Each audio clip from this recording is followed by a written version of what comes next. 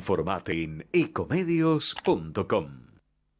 Seguinos en Twitter, @ecomedios1220. Estudia actuación en Timbre 4. Niños, adolescentes, adultos. Dirección Claudio Tolcachir. Informes en www.timbre4.com. Ahorrar energía es responsabilidad de todos. Por ello, desde Naturgy te acercamos recomendaciones para hacer un uso más eficiente del gas natural y de esa forma puedas reducir tu consumo. Así, procura calefaccionar solo los ambientes donde haya gente y a una temperatura razonable. Utilizar el agua caliente solo cuando sea necesario y a la temperatura justa. Naturgy, cuidemos lo bueno, cuidemos el gas. Más consejos en www.naturgy.com.ar y seguinos en nuestras redes sociales. ExxonMobil se encuentra presente en la Argentina desde hace más de 100 años. Actualmente, con más de 2.000 empleados, lleva adelante desarrollos de recursos no convencionales en la provincia de Neuquén, proyectos de exploración costa afuera, un centro de servicios global y programas para el fortalecimiento de las comunidades. ExxonMobil está contribuyendo con el crecimiento del país. Desde el día 1 estamos transformando y no paramos, porque tenemos un plan. Seguir mejorando la calidad de vida de todos nosotros. La transformación no para. Buenos Aires Ciudad. Conoce más en buenosaires.gov.ar/transformación.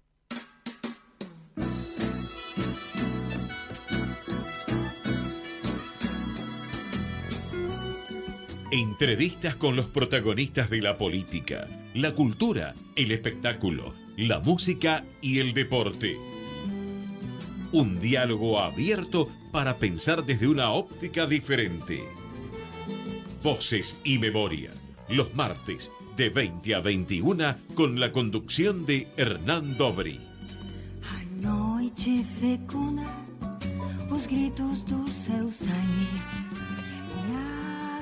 Buenas noches, bienvenidos a una nueva emisión de Voces y Memorias. Hoy nos acompaña un periodista y sociólogo argentino que vive en Chile, pero pasa parte de su año en Barcelona, además de ser veterano de guerra de Malvinas. Estudió en el Colegio St. John's y en el Nacional de Vicente López. Luego se graduó en Sociología en la Universidad de Buenos Aires antes de volcarse al periodismo. Empezó su carrera en la agencia de noticias Interpress Service y luego estudió la maestría en periodismo en la Universidad de Columbia y ha hecho también un posgrado en el Instituto para el Desarrollo del Periodismo Internacional de Berlín.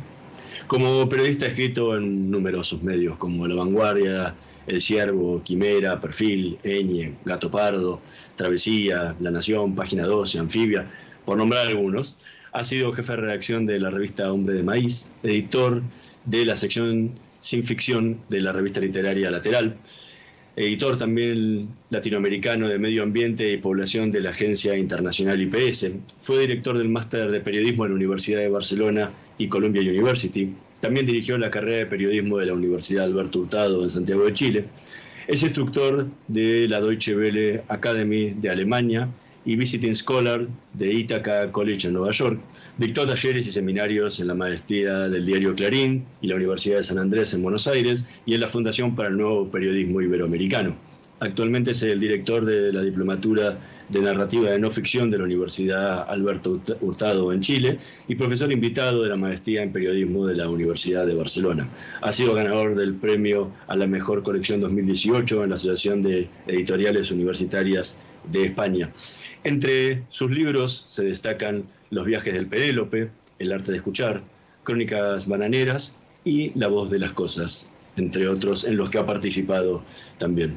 Hoy nos tomamos un café con Roberto Hercher. Muchísimas gracias por estar hoy con nosotros. Muchísimas gracias, Hernán. Realmente yo también sigo tu trabajo hace mucho tiempo y realmente me gusta mucho.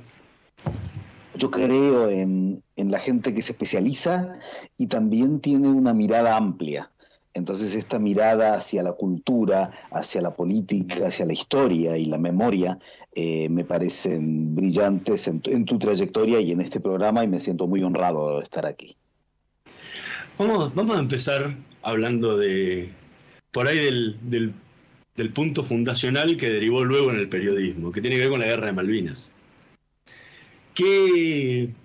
Antes que nada, ¿qué te pasa hoy 40 años después, cuando mirás en retrospectiva eso que viviste con 18 años y sin nada de experiencia para estar en ese lugar?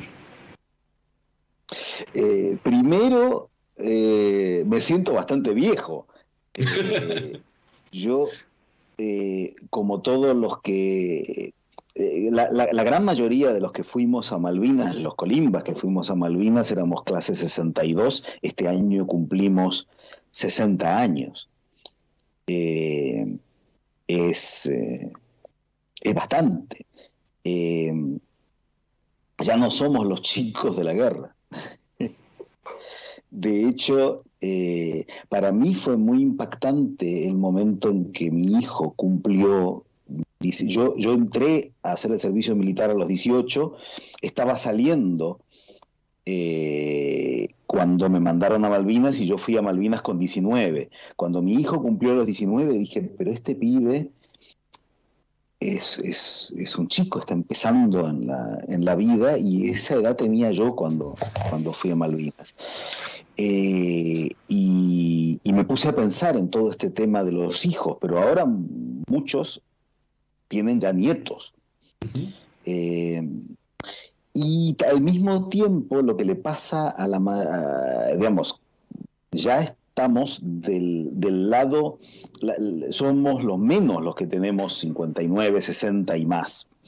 Yo creo que debe ser ya más de la mitad de la población argentina actual que no había nacido con la Guerra de Malvinas. La Guerra de Malvinas es como si le hablaras de San Martín cruzando los Andes, de las cruzadas, de las guerras napoleónicas. Es el pasado remoto, ¿no? Les estás hablando de una época muy, muy, muy antigua. Es impactante. Sobre todo, digamos, vos hiciste referencia a muchas cosas que yo escribo, libros, artículos periodísticos, pero más de la mitad del tiempo yo estoy dando clase a chicos muy jóvenes. Yo soy cada año un año más viejo y los chicos tienen siempre la misma edad. Mis alumnos de la carrera en este momento nacieron en el siglo XXI. Se perdieron todo el siglo XX. Entonces yo creo que son dos cosas los que uno piensa. Por un lado, cómo me afecta a mí, quién soy yo después de haber pasado una guerra, quiénes son mis compañeros, quiénes somos nosotros. Yo creo que hay algo que pasó con las redes sociales y sobre todo, me parece que en nuestro caso, con una cosa muy precisa que son los grupos de WhatsApp. Yo tengo 4 grupos de WhatsApp de los que estuvieron conmigo directamente en un barquito que se llamaba el Penélope, otra con los que estuvimos en Marina, otra con los judíos, y es completamente distinto que en otras épocas, en donde digamos, era difícil saber en qué estaban los que estuvieron en Malvinas. Hoy prácticamente son los grupos de WhatsApp más activos que tengo. Yo cada día ponen cosas. Y algunas cosas tienen que ver con la actualidad, con la contingencia, con la pelea política de hoy, y otras cosas tienen que ver con el recuerdo del pasado. El pasado está siempre ahí. Pero también tiene que ver con qué significa Malvinas en un sentido más amplio, ¿no? Sobre todo, te lo digo como un profesor que está todo el tiempo en contacto con los chicos, y en mi caso, con los que están estudiando periodismo. Para un estudiante de periodismo de 20 años, ¿qué es Malvinas? ¿No?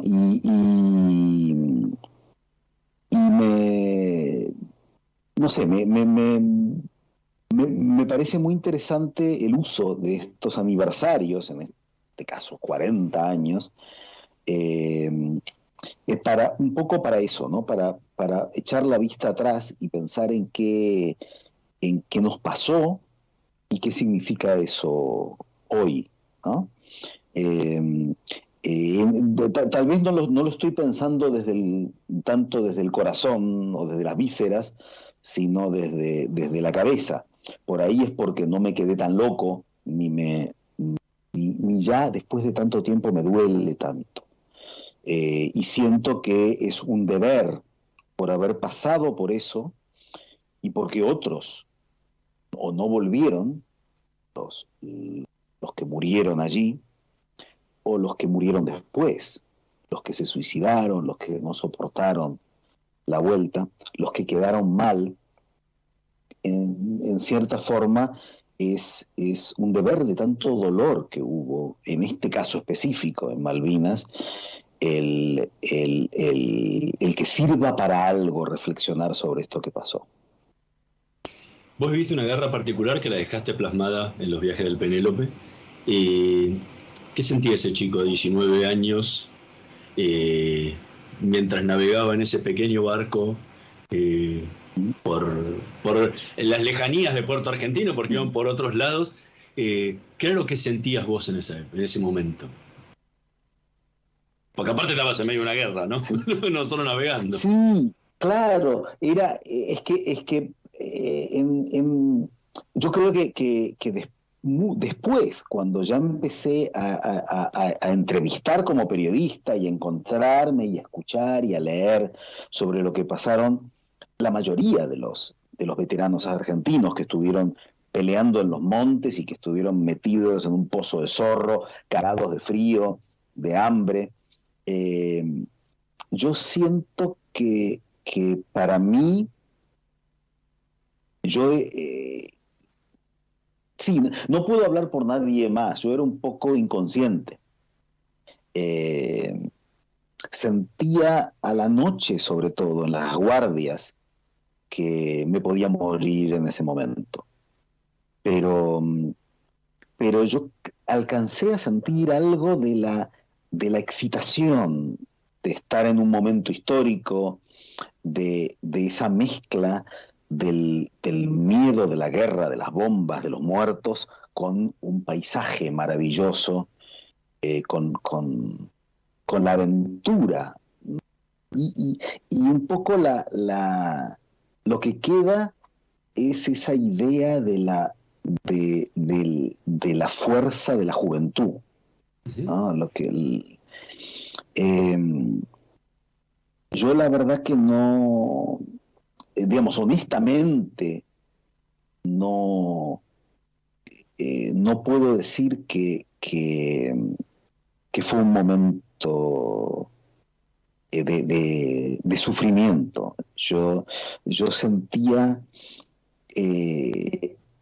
yo conocía al mismo tiempo el mar, la navegación, un mundo que después me quedó gustando, que es el mundo de la marín, de los barcos, de lo marinero, junto con un tema que yo creo que no entendía bien y que entendí después, que tiene que ver con el dolor, con los muertos, con lo que no vuelve más en una guerra. Y por eso en realidad escribí el libro y antes y después seguí escribiendo sobre Malvinas para tratar de entender qué me pasó a mí, qué le pasó a los otros. Digamos, hay muchísimo escrito, muchos de los que estuvieron en distintas guerras escribieron libros, algunos maravillosos. Hay excelentes libros de la Primera, de la Segunda Guerra Mundial, de Vietnam.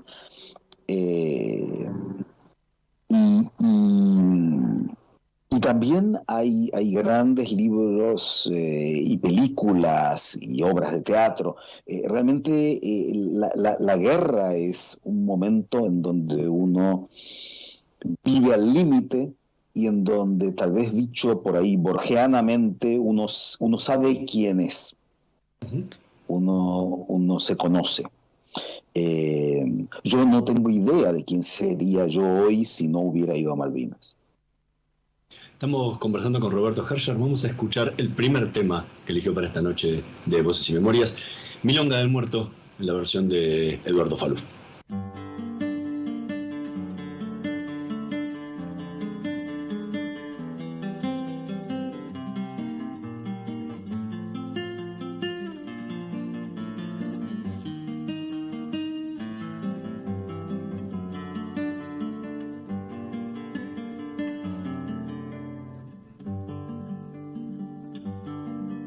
Lo he soñado en esta casa, entre paredes y puertas. Dios les permite a los hombres soñar cosas que son ciertas. Lo he soñado mar afuera, en unas islas glaciales, que nos digan lo demás, la tumba y los hospitales. Una de tantas provincias, del interior fue su tierra. No conviene que se sepa que muere gente en la guerra. Lo sacaron del cuartel, le pusieron en las manos las armas y lo mandaron a morir con sus hermanos.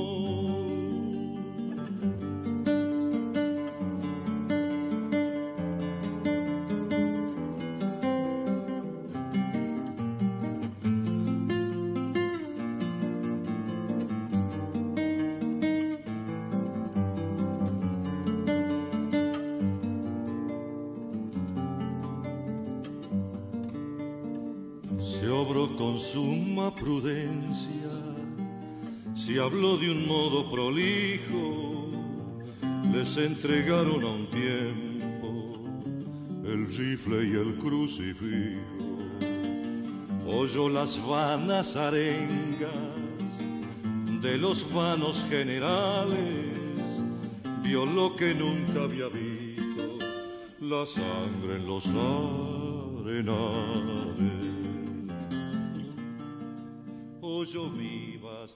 Escuchábamos a Eduardo Falú en la Milonga del Muerto, tema que eligió Roberto Herscher para esta noche de Voces y Memorias. ¿Por qué este tema?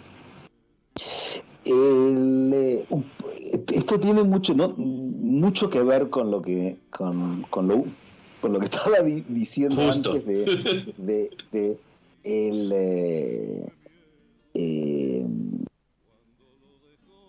por un lado un tema muy también que se trató mucho en ese momento y después. La mayoría de los que fueron a Malvinas eran chicos de provincias, de Corrientes, bueno, no tan provincia, pero está en la provincia de Buenos Aires, de La Plata, regimientos de Salta. Yo tenía muchos compañeros en la Marina que nunca habían visto el mar. Y después hay un tema justamente muy, muy de Borges, en medio de esta guerra que él le pareció atroz y que no entendió. Él tiene otro poema de dos soldados, Juan López y John Ward, que eran, yo creo que en cierta forma yo me veía reflejado, porque yo también leía literatura inglesa y literatura argentina y sabía un poco de ese otro mundo, el mundo del enemigo, y se terminan matando en unas islas demasiado famosas. En la Milonga del Muerto, este final, él solo quería saber si era o si no era valiente, lo supo en aquel momento en que le entraba la herida, se dijo, no tuve miedo cuando lo dejó la vida. Y esto parece una cosa muy, muy antigua, ¿no? De esas cosas de la valentía de ese hombre del siglo XIX que era Borges. Sebastián Piana le puso una música maravillosa y a mí me impactó muchísimo siempre la versión de Falú. Muy, muy...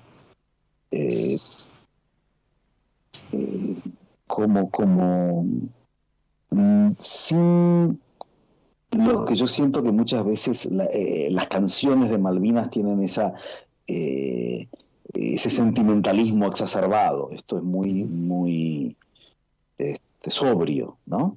Uh-huh. A mí me impacta muchísimo. Siempre me llamó la atención esta canción y yo me siento, en cierta forma me siento identificado con esto, que va más allá de que de que te parezca una gesta heroica o te parezca la aventura delirante de un general borracho, o las dos cosas al mismo tiempo. La idea de uno diciendo qué estoy haciendo acá, quién soy yo. Y en mi caso, por ejemplo, yo estaba en un barquito con otros 6, éramos 7, y cada uno dependía de los otros. Y yo sentía que ellos eran mis hermanos y que teníamos que cuidarnos, que protegernos. Esa banda de hermanos yo creo que hay una serie en donde se refieren a eso, sobre la experiencia de los soldados norteamericanos en la Segunda Guerra Mundial. Y esa extraña conexión de los que están lanzados a una guerra y tienen que estar juntos, ¿no? Y el tema que yo creo que me acuerdo mucho la primera vez que escuché esta canción y dije, sí, esto yo no lo había pensado, pero yo realmente sentía que me ponía a prueba mi propia valentía y como una cosa extraña, pero al mismo tiempo que era lo que yo pensaba, digamos. Yo seré el que tengo que ser en este momento, ¿no? Un poquito, que era esta famosa frase de San Martín, ¿no? Serás lo que debas ser, o si no, no serás nada. Y yo sentí que yo, después de la guerra, y ahora mismo podríamos discutir muchísimo incluso sobre que la guerra fue un error, pero en ese momento yo sentía que yo tenía una misión y que la cumplí cabalmente. ¿Y qué te pasó por la cabeza el 23 de mayo?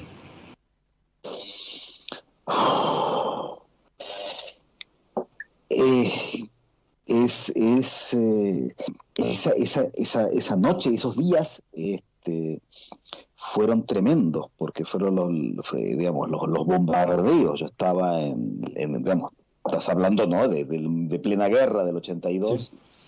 Sí.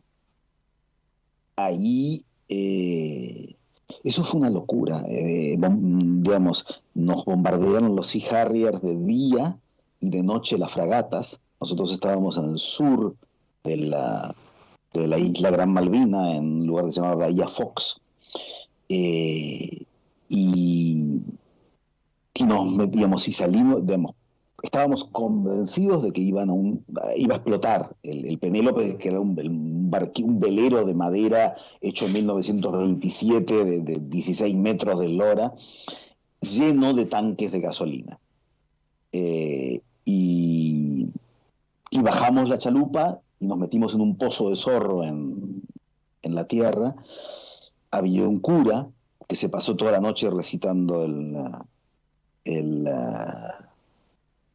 rosario. Yo quería matarlo, ¿no? Pero no sé si a alguno de mis compañeros católicos le habrá sido de consuelo eso, pero creo que el tipo estaba más aterrado que nosotros. Y había... mira, hay una cosa de la noche del bombardeo que creo que tiene que ver, muchos después me lo comentaron, yo lo cuento en el libro, porque después yo entrevisté a todos mis compañeros. Estábamos, el momento en que esa noche nos dimos cuenta que la guerra iba en serio, porque empezaron a gritar que había un muerto, que habían matado a un marinero, un chico de 17 años, Juan Ramón Turano. Él no era conscripto como nosotros, había entrado a estudiar en la Escuela de Mecánica de la Armada para ser marinero a los 15 años y tenía 17 y estaba ahí, no era ni mayor de edad. Y era un chico, o sea, era incluso más chico que nosotros. y ese era el momento en donde decís, esto es en serio. Digamos, un chico con el que jodíamos y nos hacíamos chistes el día anterior, ahora está muerto. Y junto con eso, uno de mis compañeros le agarraron unas ganas de cagar terribles. Y entonces decía, voy a salir un ratito, pero no tengo con qué limpiarme. Y había otro que recibía cartas de su novia, todavía está, digamos, seguimos en contacto, seguimos siendo hermanos, y él todavía ahora está casado con la que era su novia en ese momento. Y la novia le mandaba montones de cartas y él le decía, necesito papel para limpiarme, dame la carta de su novia. Y en pedo, decía. Dice, bueno, pero por lo menos, bueno, ok, no me des las cartas, dame el sobre. Y eso era un poco ¿no? Ese recuerdo es, o sea, siento que la muerte y la sátira, el esperpento de limpiarte el culo con el sobre, son esas dos caras, ¿no? La vida y la muerte, las cosas que normalmente, las cosas, digamos, grandiosas de los grandes temas y las cosas más familiares como tener ganas de ir al baño. Y yo siento que todo eso mezclado es el recuerdo y la experiencia de la guerra. Estamos conversando con Roberto Herscher. Vamos a hacer una pequeña pausa. En un minutito más volvemos con más Voces y Memorias. No se vayan. Vamos la radio, somos tu voz.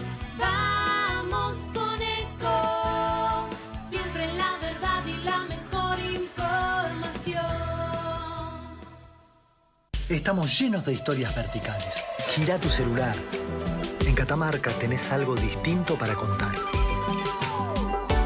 ¡Girá! ¡Girá! No te pierdas de nada. Vení a contar una historia distinta.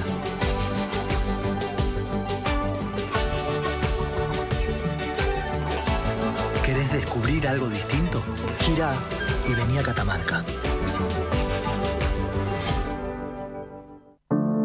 Cuidar es la herramienta digital del Ministerio de Salud. Descárgala en tu celular a través de tu App Store o Google Play y carga tus datos.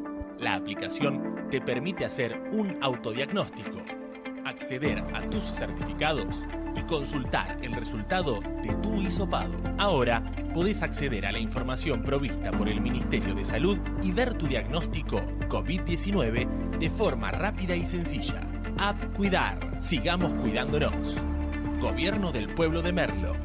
Intendencia Menéndez. Informate en ecomedios.com. Seguinos en Instagram, @ecomedios. Voces y Memoria. Una hora con los protagonistas de la política, la cultura, el espectáculo, la música y el deporte para pensar desde una óptica diferente.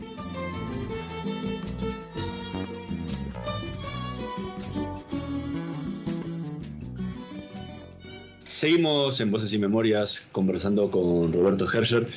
Recién hablabas un poco de esa cuestión de la vida y la muerte en Malvinas. ¿Qué te pasó a tu regreso?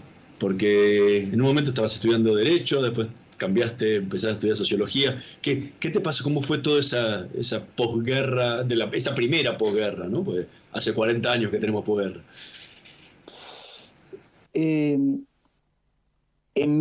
En mi caso, yo sentí que quería contar lo que a mí me había pasado, pero pronto me di cuenta que lo que más quería era contar las historias y las vivencias de los demás. Para mí yo estaba buscando mi vocación.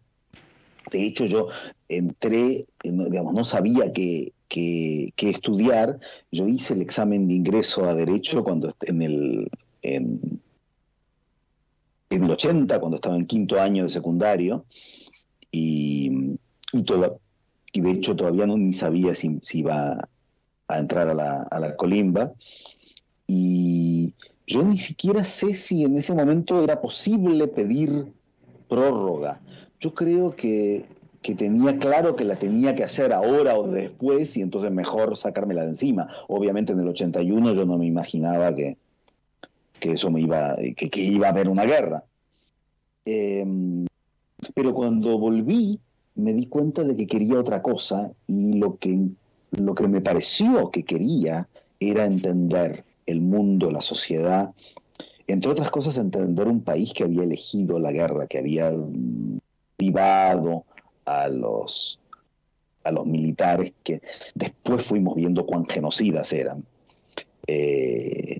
Digamos, lo que yo entendí en ese momento como un país enfermo, que el 30 de marzo estaba en Plaza de Mayo pidiendo que se vaya Galtieri, y el 2 de abril estaban alabándolo como el salvador de la patria.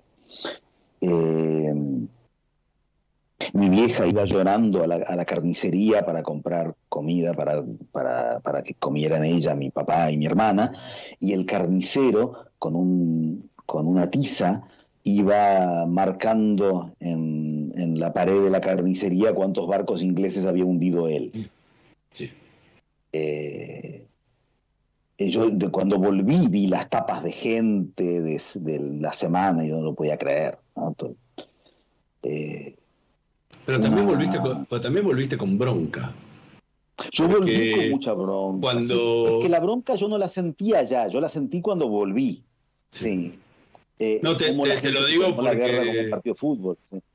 Sí, pero en alguna vez me dijiste que volviste con bronca con tu papá, al punto que escribiste una obra de teatro que se llama La historia de Abraham e Isaac, que la presentaron ahí en una Bienal de Arte en Recoleta. Digo, ¿por qué esa bronca con tu padre? Si no tenía nada que ver. Porque es que eran, sí, pero eran todos los padres. Hay una cosa, a mí me parece muy interesante. Mi padre pertenecía por un lado, a una generación que trataba de encajar, pero sobre todo yo creo que hay un tema interesante y yo lo estoy viendo ahora en las cosas que se van intercambiando este grupo digamos que no somos muchos, de los que tenemos ascendencia y familia judía y que somos veteranos de Malvinas. Siento que mi familia se salvó del Holocausto, otra parte murieron. La familia de mi padre son judíos de Alemania, mi papá nació en Berlín. La familia de mi madre, la mamá de mi madre son judíos rusos que fueron vivían en lo que ahora es Letonia, se fueron a Bolivia, y mi mamá nació en Bolivia y llegó a Argentina. Y siento que hay como una cosa de estar siempre rindiendo examen, de mostrar que perteneces, que como que siempre te van a mirar con sospecha, ¿no? A mí me impresionó muchísimo cuando fue el atentado de la AMIA, cuando Menem, con supongo que buena fe, llamó al presidente de Israel para darle sus condolencias, y el tipo le dijo, pero si son ciudadanos argentinos, son suyos.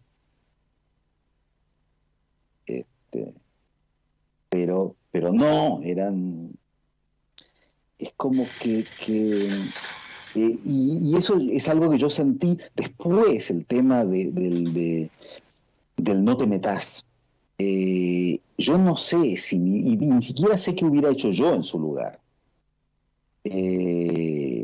Pero mi papá me llevó, digamos, a nosotros nos llegó la citación para ir al edificio Libertad, al comando en jefe de la Armada, donde yo estaba haciendo el servicio militar, y él me llevó, y de ahí me mandaron a Malvinas. Yo siento que en general, y esto se ha dicho mucho en distintas guerras, en las guerras los padres mandan digamos, a morir o a matar o a enfrentar el peligro a sus hijos. Todo este tema de mi hijo murió en la guerra y estoy orgulloso porque dio un hijo a la patria, ¿no? Ahora yo creo que lo veo con más piedad, pero en ese momento yo tenía, sí, digamos, era mi padre y eran todos los padres que no nos habían protegido, nos habían sacrificado. Pero también estaba enojado por un país que se tomó la guerra como si fuera un partido de fútbol. Y otra cosa que digamos, yo realmente, en el momento en que empezaron los juicios, yo me fui dando cuenta quiénes eran muchos de nuestros comandantes, los tenientes, hasta los curas, digamos, el cura, este cura que te digo que estaba con nosotros, había sido el cura de la Escuela de Mecánica de la Armada. Digamos, nosotros no solo nos mandaron a la guerra, sino que mandaron a la guerra y los que tenían el poder sobre nuestra vida eran unos torturadores, no todos, ¿no? Pero era, digamos, los que tenían algún tipo de experiencia. Y yo creo que eso pasó tal vez más en Marina, pero también mucho en Ejército. Realmente era la gente que pasó de la guerra sucia a la guerra limpia. Digamos, podríamos hablar, digamos, pero realmente era digamos, de las muchas versiones de las Fuerzas Armadas Argentinas, la que se encargó de tomar Malvinas eran sobre todo los oficiales, digamos, los que acababan de protagonizar los hechos criminales, ilegales, más grandes que haya hecho durante su historia el Ejército y la Armada Argentina. Y esos eran nuestros jefes en Malvinas. Y esa era digamos, esa era la gesta que aplaudían nuestros vecinos. Esa es otra cosa que me pareció, y que me parece muy interesante, cómo fue digamos, que el significado de Malvinas, cómo fue cambiando a lo largo del tiempo, digamos, y es interesante ver en cada aniversario, los 10 años, los 20 años, los 30 años, ahora los 40,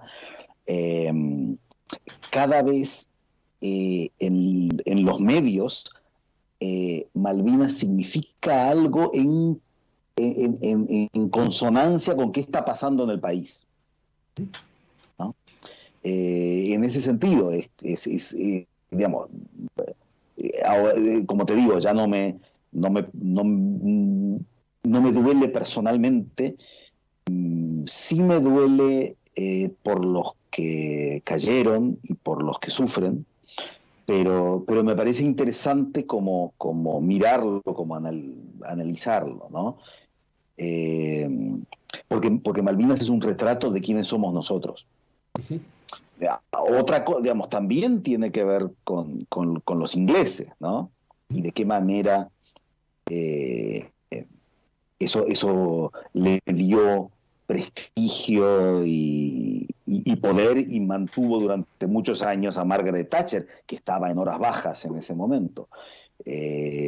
Para ellos yo siento que es hasta todavía más duro, porque digamos, la decisión de que muriera tanta gente y no parar la guerra fue de un gobierno elegido y reelegido por los británicos. En cambio, nosotros teníamos una dictadura. Pero yo creo que en ese sentido digamos, todos estos son temas interesantes para para hablar, y yo creo que este momento de los 40 años y con las cosas que están pasando,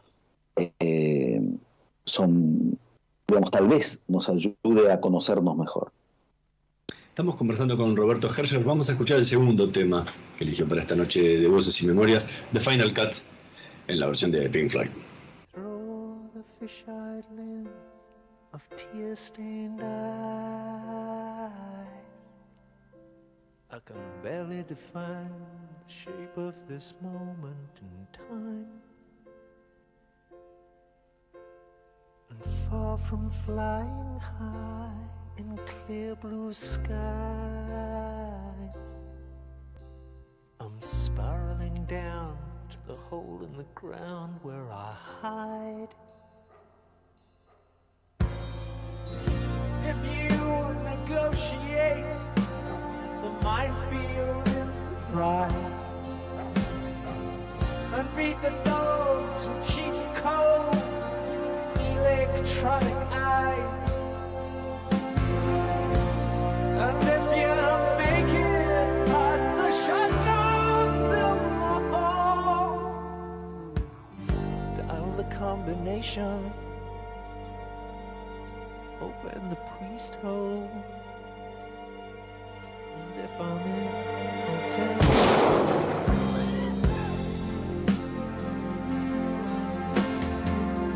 There's a kid who had a big hallucination, making love to girls in magazines. He wonders if you're sleeping with your newfound faith. Could anybody love you? Or is it just a crazy dream?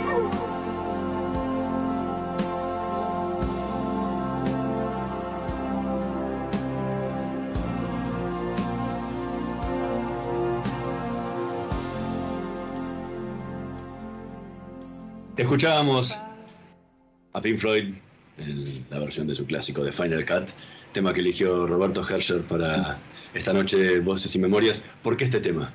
Sí, este es el otro lado, ¿no?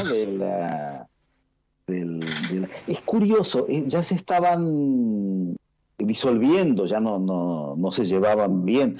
Yo creo que para mí es un gran disco, digamos, pero digamos, una cosa como más personal de Roger Waters.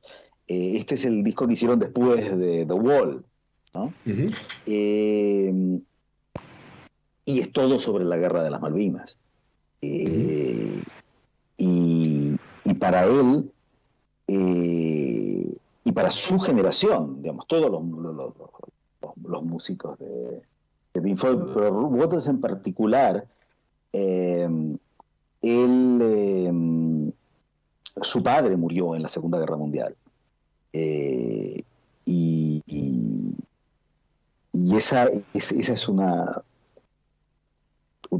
espina, digamos, y él lo tomó. Para mí hay un paralelo, digamos, son como los dos proyectos unitarios. Hay obviamente mucho menos conocido que The Wall, pero siento, me parece interesante. Yo, digamos, estuve pensando mucho cuando me dijiste, a ver, elijamos música para esto.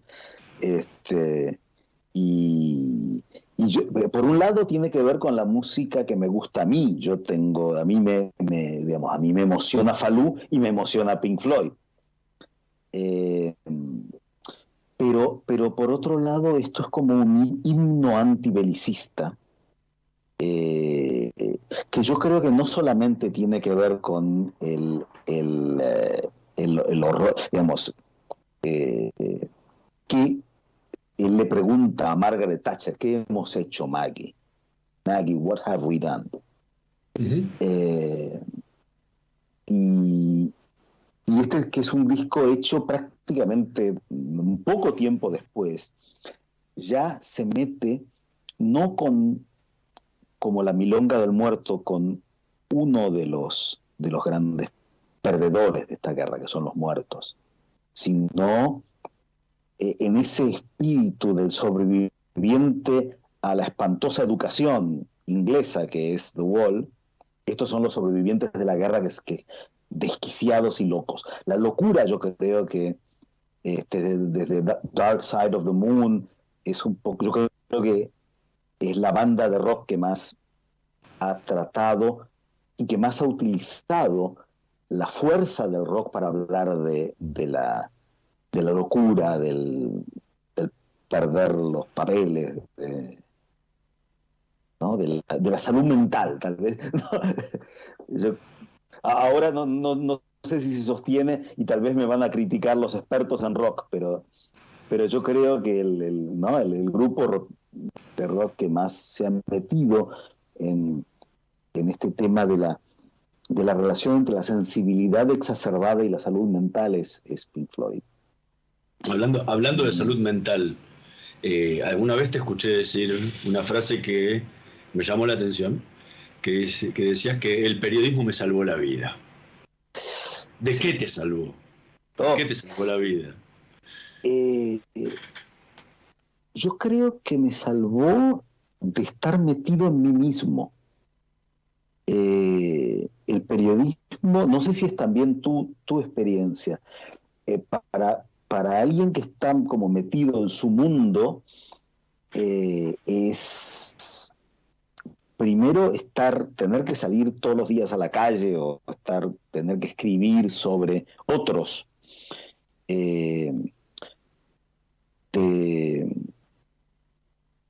Te da una sabiduría sobre qué es la vida, sobre lo que uno tiene, sobre distintos caminos que uno y otros pueden tomar. Pero yo, digamos, yo tengo la impresión, y ahora que estoy también conectado con distintos chicos, algunos los conozco, otros no, en estos grupos, pero también leyendo sobre el mundo de los veteranos, cuando a uno le pasa algo tan fuerte, es fácil pensar que todo gira alrededor de uno. Y para mí, una de las grandes lecciones de ser periodista es ver que tantos otros vivieron guerras más duras que la mía. O sea, la mía era una guerra típica de las poquísimas que hubo en América Latina, de un ejército de un país contra otro ejército de otro país. Pero la pobreza es una guerra de la salud mental, es una guerra, la violencia doméstica, es una guerra a la injusticia, a la inseguridad.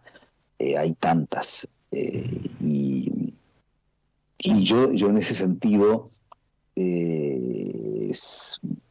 siento que soy un afortunado. Realmente los 74 días de la guerra de las Malvinas, yo llegué allá, ya fueron casi lo mismo que duró el conflicto, porque yo llegué una semana más tarde, pero después me fui una semana más tarde. Tuvimos una semana de prisioneros. Pero en cierta forma, no sé si no sé qué diría si me ofrecen volver atrás y no ir a Malvinas. Porque siento que me ayudó. Yo creo que ser un veterano de Malvinas me ayudó a ser mejor periodista, y ser periodista me ayudó a salir de mi rollo personal. Y digamos, yo tardé 24 años en escribir Los viajes del Penélope, y todo ese tiempo estuve trabajando cada día como periodista y escribiendo muchísimo sobre otros para aprender después a escribir sobre algo que me pasó a mí. Entonces siento que esa es otra de las formas en que me ayudó. Sí, tal vez es un poco excesivo lo de me salvó la vida. Si me hubiera decidido a ser químico o veterinario, tal vez, digamos, no estaría, probablemente no estaría muerto. Pero sí siento que esta profesión en donde en realidad, un poco por mi generación, cuando yo tenía 18 años, yo ni sabía dónde estudiar periodismo en Buenos Aires. Estudiaba en La Plata, la UBA no tenía... Digamos, cuando yo salí de Derecho y quise estudiar otra cosa, todavía no existía la carrera de comunicación en Ciencias Sociales en la UBA. Y me sirvió mucho lo que estudié en Sociología, me sirvió mucho hacer el máster en periodismo en Columbia, en Nueva York, ya con una carrera ya avanzada. Y es curioso, porque yo en este momento, que me costó tanto encontrar mi lugar y mi vocación, yo les doy a los alumnos de primer año de la carrera la materia Introducción al Periodismo. Y siento que no podría ser otra cosa, que esa es parte de mi identidad, y me parece que tiene que ver en mi propio recorrido, con la forma en que me ayudó a entender que lo que les pasa a los otros es más importante que lo que me pasa a mí. Roberto Herscher, muchísimas gracias por habernos acompañado esta noche en Voces y Memorias. Fue realmente un muy grato placer haber compartido con vos tus historias y lo que fue tu vida tanto en Malvinas como en lo profesional como colega. Muchísimas gracias a vos, Hernán, y bueno, mucha suerte. Yo me siento realmente muy afortunado. Digamos, he escuchado varias y conozco la lista de los entrevistados en tu programa, y realmente es un honor y un orgullo estar acá. Muchas gracias. Nosotros nos vamos a reencontrar la próxima semana. En la operación técnica, Carlos Heinze y Gerardo Subirana. En la edición, Javier Martínez. Nos vemos la próxima semana. Chao. Estudia actuación en Timbre 4. Niños, adolescentes, adultos. Dirección Claudio Tolcachir. Informes en www.timbre4.com.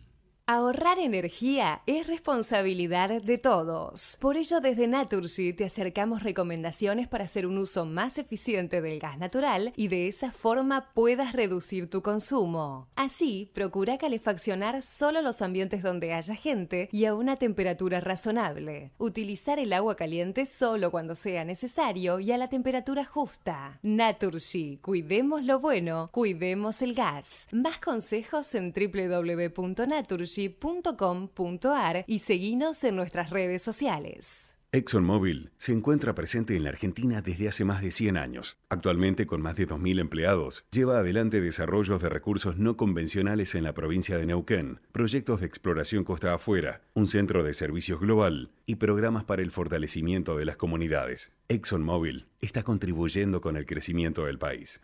Desde el día 1 estamos transformando y no paramos, porque tenemos un plan: seguir mejorando la calidad de vida de todos nosotros. La transformación no para. Buenos Aires Ciudad. Conoce más en buenosaires.gov.ar/transformación.